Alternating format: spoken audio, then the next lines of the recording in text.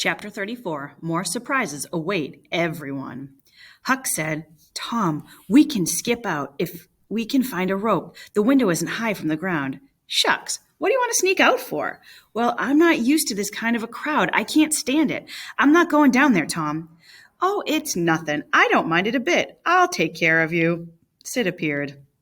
Tom, said Sid, Auntie has been waiting for you all afternoon. Mary got your good clothes ready, and everybody's been worrying where you were. Say, it isn't these candle grease and clay on your clothes, is it?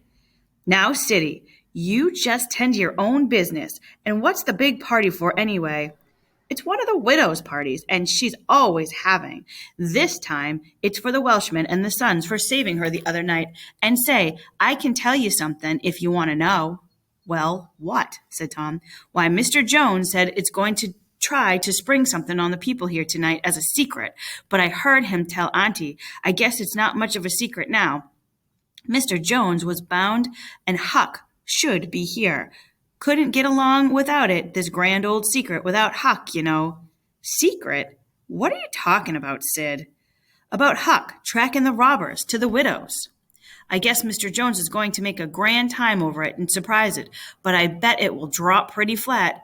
Sid laughed in a very contented and satisfied way. Sid, was it you that told? Oh, never mind who told. Somebody told. That's enough. Sid, you're a mean little kid. If you've been in Huck's place and you want to sneak down the hill and never told anybody on those robbers, Tom cuffed Sid's ear and pushed him towards the door. Now go on and tell Auntie if you dare. Some minutes later, the boys were downstairs and all at the supper table. Mr. Jones made his speech and told his secret about Huck's share in the adventure, and the widow thanked Huck so much that he nearly forgot about the trouble with his new clothes were giving him. She said that she meant to have Huck live with her and go to school, and when he finished school, she could spare the money and would start him a business. So the widow's going to adopt Huck. Tom's chance had come. He said, Huck doesn't need the money. Huck's rich. The company tried to be polite and not laugh, even though it seemed like to be a joke. There was a silence, and Tom broke it. Huck's got money. Maybe you don't believe it, but he's got lots of it. Oh, you needn't smile. I guess I can show you. You just wait a minute. Tom ran out the door, and the company looked at each other and then at Huck, but Huck didn't say a word. Sid, what ails Tom? Said Aunt Polly. Well, there isn't ever anything making out of that boy. I never. Tom entered, struggling with the weight of a sack, and Aunt Polly did not finish her sentence. Tom poured the mass of yellow coins upon the table and said, There, what'd I tell ya? Half of it's Huck and half of it's mine. This took everybody's breath away.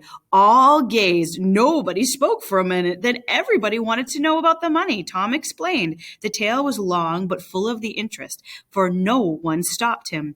When he had finished, Mr. Jones said, I thought I fixed up a little surprise for this occasion, but it doesn't amount to anything now. This is one that makes it seem mighty small. I'm willing to admit the money was counted, and the sum to little over $12,000. It's more money than anyone there had ever seen at one time.